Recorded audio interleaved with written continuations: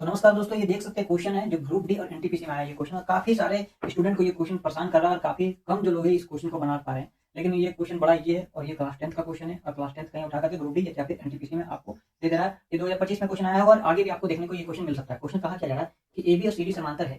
ठीक है, तो सबसे पहले हम खींच लेते हैं ए बी। जैसे जैसे आपको बोला गया है ए बी यहाँ खींच लीजिए और यहाँ सी डी लाइन खींच लीजिए। ठीक है, अब उसके बाद बोला जा रहा है क्या पी क्यू। तो पी क्यू ए बी और सी डी को क्रमशः ई और एफ पर प्रतिच्छेद करता है।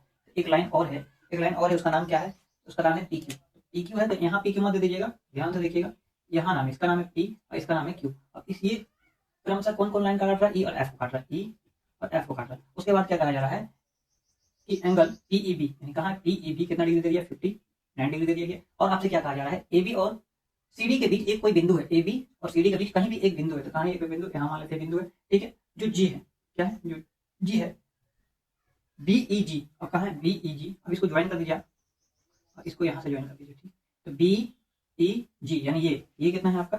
बीई जी है, वो है 50 है। ठीक है, अब उसके बाद बोला जा रहा है जी ई एफ कहाँ है? जी ई एफ। ठीक है, जी एफ ई मतलब ये वाला आपका कितना है? 33 है, 33 है। और आपसे पूछा जा रहा है ई जी एफ मतलब ये आपको पूछा जा रहा है। क्वेश्चन ये समझ में आ गया? क्वेश्चन ये पूछा जा रहा था और आपको सिंपल सा क्वेश्चन था, ये बताना था। अब इसमें कुछ नहीं करना है आपको।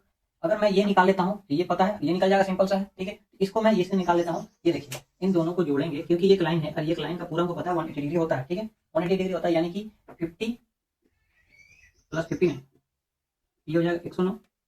109 हो गया, 109 हो गया, क्या पूरा हो गया? अब पूरा ये दोनों को जोड़ दिए 109। अब 109 पूरा होता है 180, तो 180 में अगर हम लोग हटा देंगे 109 तो ये आ जाएगा 71, यानी ये हो जाएगा कितना? 71। अब अपने को पता चल गया ये 71 है, ये 33 है। ठीक है, तो 71 हो गया और ये 33 हो गया। अब पूरा एक ट्रायंगल होता है 180 डिग्री का होता है, यानी एंगल ए, एंगल बी और एंगल सी कितना डिग्री होता है? 180 डिग्री होता है। अपने को पता है एंगल ए 71 है, एंगल बी 33 है और एंगल सी यानी कि ये वाला निकालना एक्स 180 डिग्री। अगर इन दोनों को हम जोड़ दें, इन दोनों को जोड़ देते कितना हो जाएगा? 4 हो जाएगा और ये हो जाएगा 104 और 180 में से माइनस कर दे, यानी सी यहाँ लिख देते हैं तो सी आ जाएगा, यानी कि एक्स जो हम लोग माने हैं वो आ जाएगा 76 आ जाएगा, यानी ये वाला कितना हो जाएगा? 76 हो जाएगा। बस ऐसा ही बनाना था और कुछ नहीं बनाना है। इस क्वेश्चन में काफी जबरदस्त ये क्वेश्चन है, सिर्फ कंसेप्ट है क्वेश्चन और कुछ नहीं। ये क्वेश्चन में क्या कहा जाता है? ए बी और सी डी, तो ए बी और सी डी हम ले ली समांतर है एक दूसरे का। पी पी क्यू, जो पी क्यू इन दोनों के बीच में क्रमशः प्रतिच्छेद करता है, दो में काटता है, ई और एफ में काटा जाता है इन दोनों को। अब उसके बाद आपको कुछ नहीं दिया, एंगल दिया है और एक पॉइंट और दिया है क्या कि जी एक बिंदु है इन दोनों के बीच में। आप जी यहाँ भी ले सकते हैं, यहाँ भी ले सकते हैं, यहाँ भी ले सकते हैं, कहीं पर भी ले सकते हैं, कोई फर्क नहीं पड़ता। उससे क्या होगा आपका? फिर बी टी आपका एंगल दिया था और एक एंगल ये वाला दिया था, उसके बाद आपसे बोला जाता है ये वाला एंगल निकालें। तो ये दोनों पता है, तो इससे ये निकालिए।